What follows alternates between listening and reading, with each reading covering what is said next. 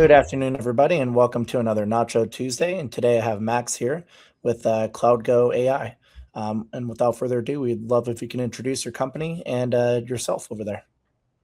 Hi. So as Andy said, I'm Max. I'm the CEO founder of CloudGo.ai. Basically what we are an AI-powered cloud deployment and advisory platform that is able to turn business intent into production-ready cloud infrastructure. Great. And how'd you get started with CloudGo? Where'd you get the idea from?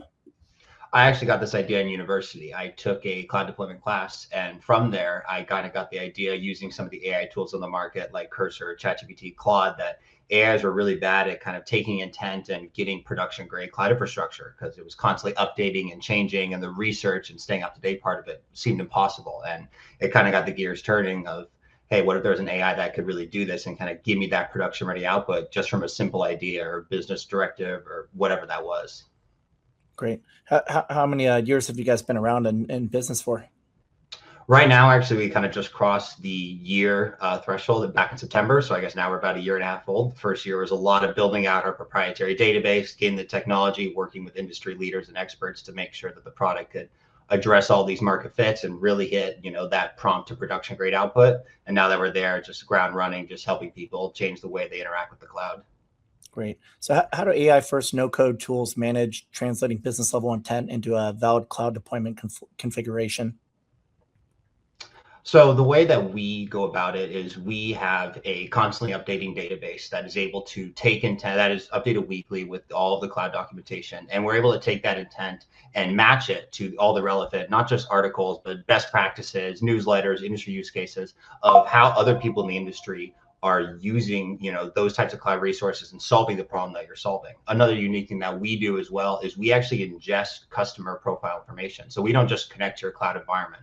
We'll take organizational structure, what industry you're in, what geography, and we will use that to then say, okay, maybe not what's not the best like overall cloud way to do what you're doing, but what's the best cloud way for your company? So really acting like a consultant, really acting like an advisor, and making sure that we're actually tailoring the answer to you, not just something like Claude or ChatGPT would give you, where it's just a very general answer to a question, but you still have to apply it to your use case. We take care of that application for you. Great. So how do you differ from traditional platforms? It sounds like you guys are a lot more nuanced. You guys give people a lot more of like a white glove approach because you really understand what their hosting needs are and everything.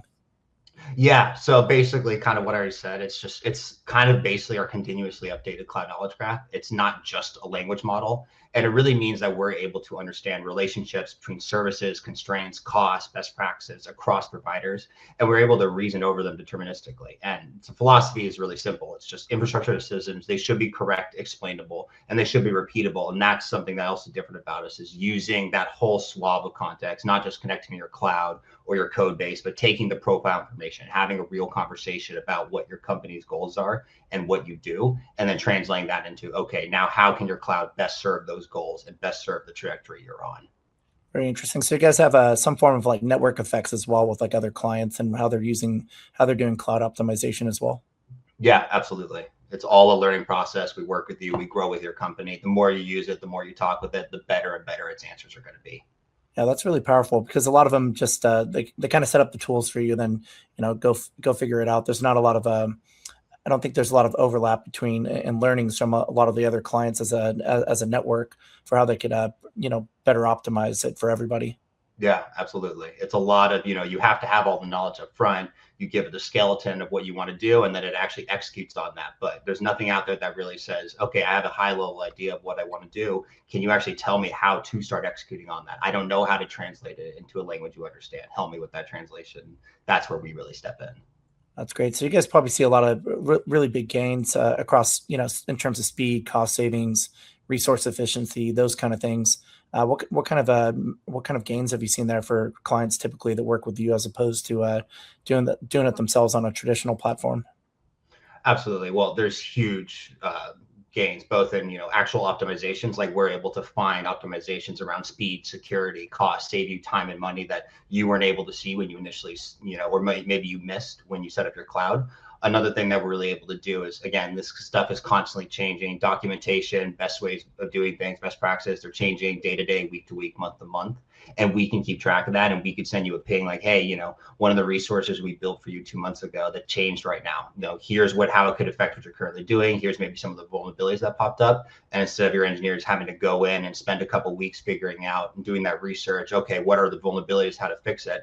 CloudGo in 20 seconds could say, okay, here's the vulnerability, here's my suggested fix, here how it'll impact your prod. Do you want me to implement it? And then a couple minutes later, you're off to the races. You can go back to doing what you were doing. So there's huge gains both in optimization, but also in the time it takes to kind of stay up to date, perform the health checks, audits, all that stuff that's necessary when you have a production cloud. That's really powerful. How does this affect the team structure? Are you able to maybe work with like a lower amount of people, or like how does this work in terms of like team resources? Yeah, absolutely. Especially in kind of that ongoing maintenance process, we are really able to kind of cut down the amount of hours and teams that it's going to take to do that. So like if you're a consultant or an SI or an MSP, if you have a client's infrastructure that maybe you do a monthly or quarterly health check on, make sure the wheels are on, make sure the lights are on, everything's up to date. Instead of an entire engineer team to go and do that, you can maybe assign maybe a mid-level engineer to use CloudGo, scan their infrastructure, figure out what best practices, figure out what's changed, do a health check and a report, figure out what needs to be done or what doesn't need to be done, and then hand that report off to the client. That is a process that can be done by a single person in just maybe a couple of minutes. And it's something that is a huge time saver, a huge leverage, but it's an immensely important task for a lot of people to make sure that they do. And a lot of companies actually, frankly, neglect to do that stuff because it's really hard to do those health checks and make sure everything stays right. And then actually implement those changes seems just like a task most people don't really want to do. Definitely. Is it business friendly as well? Like, could you get somebody, maybe like a CEO that doesn't understand the technical side, into the platform to kind of see like how they're optimized and how everything's working, to see that there's some KPIs there that are being met. What do you say about that in terms of like a business person being able to get some value out of this tool? Yeah, absolutely. We're a very friendly tool. We're by far the lowest barrier to entry in the market on any tools even remotely similar to us. So we have people that are product managers, that are FinOps, that are founders, CEOs using this because it is very friendly, where if you're not just writing code, you want to do a more high level business thing, you want to say, okay, here's maybe some of our business goals. How is our current cloud, aligning with that? Or if you're like a product manager and you're planning a product out, you say, oh, hey, we're going to put this new feature in, or we're going to grow by this many users over the next 6 months. Based on our current cloud, how much is that going to cost us? How much is our cost going to balloon? And it'll just do all the cloud scan, all the technical stuff in the background, and it'll give you a very concise answer report of, okay, based on your directives, here's how much money you're going to spend over the next 6 months. Or if you expand, here's how much more money we're going to do, or maybe your infrastructure can't support it. You should, maybe think about doing XYZ. So that's something that's very friendly for us to interact with, not necessarily with like the platform or the engineering teams. We could be with the less technical audiences as well. Oh, that's fantastic. So I guess what type of projects or workloads tend to benefit the most from AI-powered no-code deployment? Which ones are less suited, perhaps? Well, for us, I'd say the best fit today are, like greenfield applications, internal tools, data pipelines, any kind of SaaS backend, really, some sort of environments, standardized environments for like staging, QA, production replicas. Things that are less suited today could be something that's very extremely bespoke or highly experimental, something legacy environments. Like we talked to a lot of clients where they maybe are working with like in the healthcare space, and they have a client that's a hospital that has a cloud infrastructure that hasn't been updated in like 20 years. And, the only real option for us to work with them is we can help them migrate to a newer infrastructure that, is cheaper and more optimized and more scalable than what they currently have. But it'll be harder for us to work with like those very legacy deployments. So that's kind of where we really hit. But from you saw for what's our best fits, we have a lot of environments, like almost any kind of standard modern SaaS backend is something we can support and we can optimize and we can help you maintain and just work with the whole software CI/CD on that front. Yeah, those old school systems, it's like everybody likes to cook, but nobody likes to do the dishes. Exactly. Nice. So I guess how can organizations measure ROI? What are your clients typically measuring? Is it time to market, reduce dev backlog, reduce errors?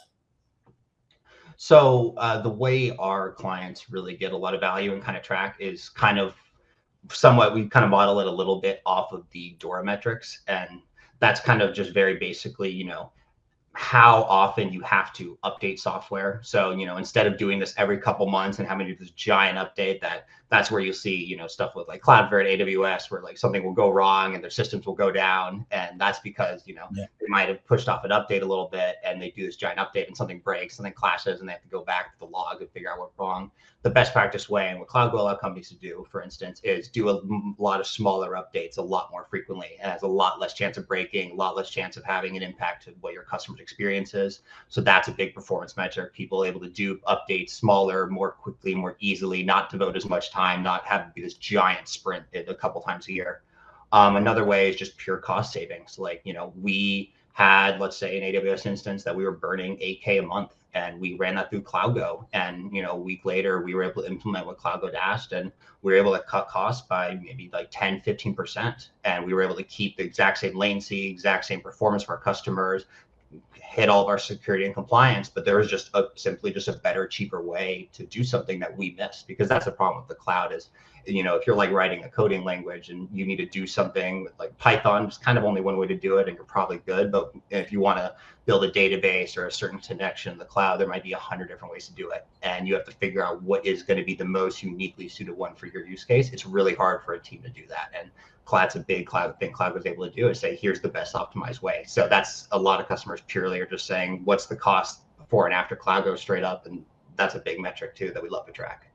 Yep, that's good. Some good ones. So what about the downside potentials? What about any risks associated with no code AI powered deployments? Do you guys have any, is there any concerns around compliance or security? And how do you guys mitigate those?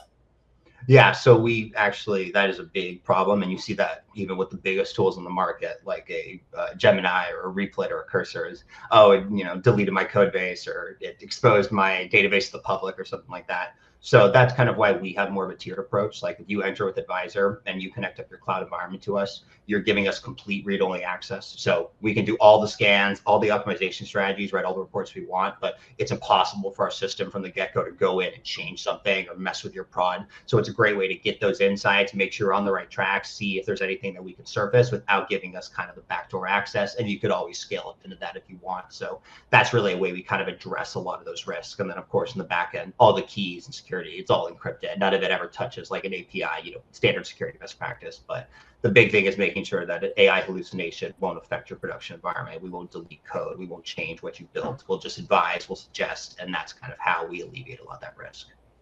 Sounds like you guys nailed it. So I guess what strategies should teams adopt to maintain control, review, and possibly override any of these changes? Do you guys kind of flag those when they're the system kind of flags any changes that it's going to make, so the human in the loop could actually review everything very easily, right? Mm-hmm.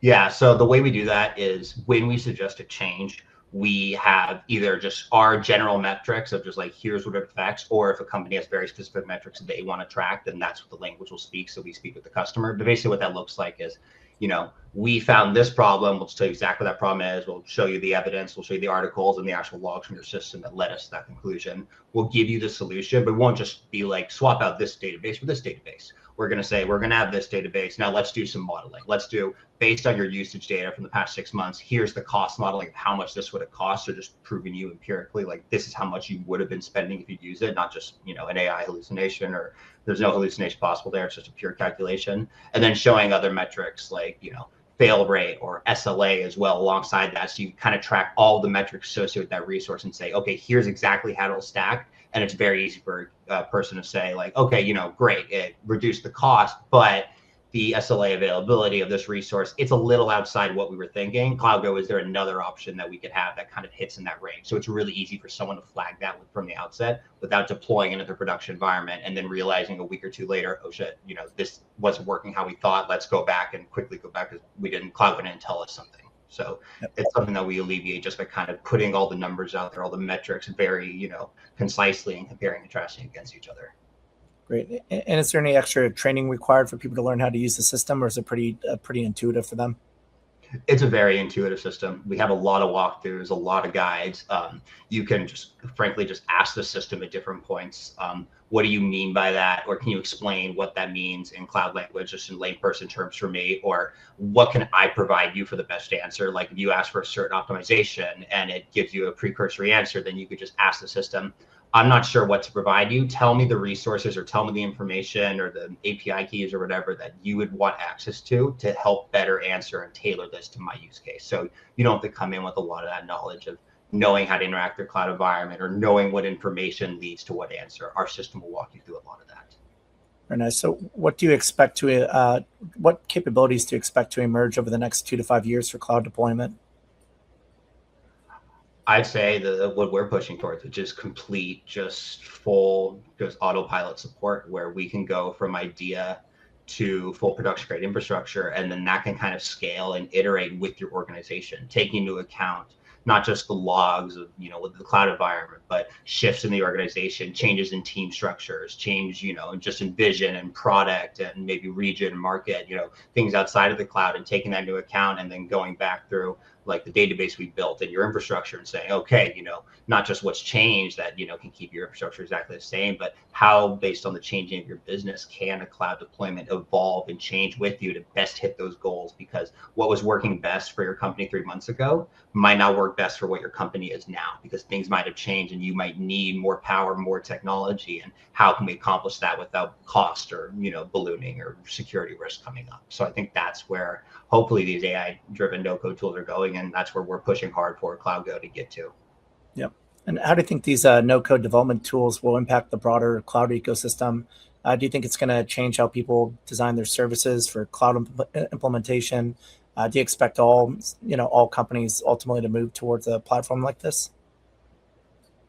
No, I think teams will definitely be moving to platforms like this, because frankly, like a big thing today is just it's impossible for a person to kind of keep up with how fast the technology changes, how fast Amazon pushes updates to their system. But the great thing about these systems is it doesn't really require you to learn how to write or provision things or design things differently. Like, we write a language called Terraform, which is a way to just translate, like a script into a cloud infrastructure by just running a command. And the way our system writes Terraform is no different syntactically or structurally than the way an actual engineer would write Terraform. And the way we would design a database in Google Cloud is the exact same way an engineer would. So they don't have to relearn a different way to provision or a different way to write or a different way to think about how to work with the cloud. It's just, it allows them to take a lot of that grunt work and a lot of that guesswork out of their day-to-day and kind of offload that to something like CloudGo instead. So that's really would be the big change into their like day-to-day kind of jobs. Yep. So it sounds like there could be some opportunities to lower the barrier of entry for startups and small businesses to be able to get, scale their business faster. How do you think that's going to evolve the competitive landscape now with services like yours, allowing companies to get online and scale faster than ever before? Yeah, no, it does compress the experience curve. Small teams are going to get access to architectures that previously required like senior level cloud experts, and that levels the playing field, and it really does increase competitive pressure across the market, because innovation is going to accelerate when infrastructure stops being the limiting factor, and people stop just building something with Lovable and then hoping that can serve 1,000 customers and accept credit confirmation, and there's a gap there that hopefully tools like this are going to be able to very quickly start addressing. Do you guys integrate with a lot of different partnerships? Maybe like you mentioned, Lovable. Or are you like listed in any marketplaces like that as like an implementation partner? Not with Lovable at the moment. We can, though. You could upload any sort of code base, something generated from like a Vercel, a Lovable, a Bolt, a Cursor, whatever that is. You could basically upload the front end code and into the CloudGo system, and we'll design an infrastructure backend for it. So you can kind of just do that entire process today of saying, here's my startup idea, here's the product, generally describing to CloudGo what you want to do at a high level, maybe even just uploading your landing page or pitch deck, something simple as that to describe it. And we will take care of saying, okay, from the perspective of a professional architect, how are we going to design this? How are we going to build this out for you? And actually taking that implementation in. But we obviously integrate with the 3 major clouds. We integrate with GitHub. We have Slack integrations as well, so you can communicate with your teams through our platform. So there's a lot of different kind of internal tooling ways that we can interact with your software and with how you best want to interact day to day with us. You guys thought of everything. So what's next for you guys? Any exciting updates that we should expect over the next year or two? And what about 5 years from now? Where do you see the company? in 5 years, I see CloudGo becoming the default interface between business intent and cloud infrastructure. I think we will really become just kind of what the gold standard of cloud intelligence is. We're not going to be disjointed. We're not going to be relying on just an LLM. We're going to be the ground truth. We're going to be cross cloud, and we're going to allow teams to not just teams don't have to ask, how we deploy this. They'll ask, what outcome do we want? And CloudGo AI will just handle the rest, all the safety, all the efficiency, all the transparency needed to do that. And it'll just be a day-to-day part of your workflow, just anytime you want to do anything in the cloud. Great. And I guess what are the 3 key benefits or features you really want to highlight today for anybody listening? Give them a couple key points for why they should go pick up your service today. So I think the biggest thing that people love to do, just step one, is you can go into your cloud. You can give us read-only access to it just by creating a service account. It would take someone with experience 30 seconds to do. Without experience, we have a walkthrough. It might take you a couple minutes. You just give us that key, and within 30 seconds, we can give you an actual audit of your cloud infrastructure. And that could be around security, about compliance. If you just want to do a general health check to see if there's a better, more updated way to do what you're doing, if you want to optimize for cost. And that's a really powerful way for someone, even without a lot of experience, to plug in their cloud and be like, okay, are there ways we could be doing this better? Or are there security holes that maybe we haven't thought of yet? So that's a really big feature of ours that a lot of people have.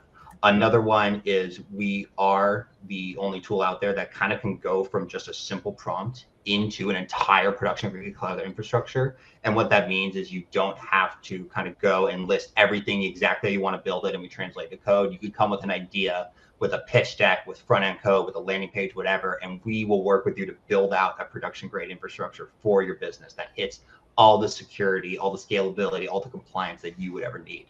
And I'd say the final feature I really would want to hit would be the maintenance part of it. As you kind of work, once you kind of build something with CloudGo, or if you've already built something, you come to CloudGo, that kind of continuous process of keeping the lights on, keeping stuff up to date, you could just completely offset that into our system. You don't have to sign your engineer. You don't have to have someone on call. When something goes wrong, CloudGo can flag it. CloudGo could figure out what's wrong. CloudGo come up with a fix, and then it's just a very simple act of work of having the system say, okay, go and implement it, or I'll go implement it myself. But it just takes so much guesswork when a fire starts or something goes wrong. Just getting you back online, so easy, so seamless, and just so stress-free. Great to hear. So where could people learn more about your service and pick it up today? It looks like you got a website domain right there in your name tag.